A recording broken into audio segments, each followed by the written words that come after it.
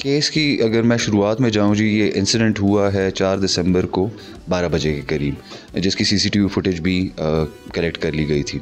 Police के पास matter report हुआ था रात 9 बजे जी। रात 9 बजे इनिशियल हम इन्वेस्टिगेशन हमने की। उसके बाद द नेक्स्ट डे एफआईआर जो है वो फ़ौरन रजिस्टर होगी।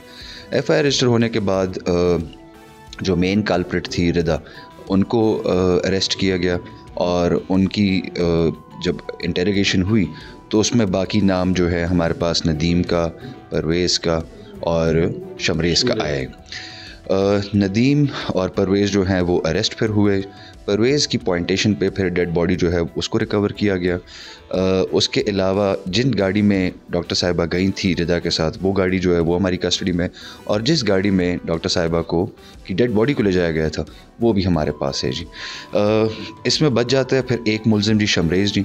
शमरेज़ as we speak raids are being conducted for him and इंशाल्लाह ताला वो जल्दी अरेस्ट हो जाएगा। जहाँ तक केस की बात है जी, हमारी इन्वेस्टिगेशन की जो टीम है they are in touch with the prosecution branch.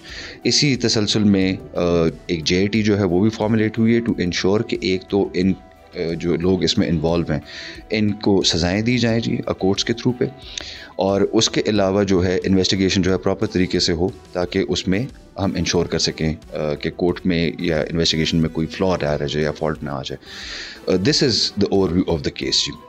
Further more जो है we are in touch with the victims family as well, we are in touch with the doctors community as well, और हमने उनको भी सेंसिटाइज़ किया, उनको भी अवेयर किया कि ये सारी प्रोग्रेस जो है इस केस में हो रही है जी।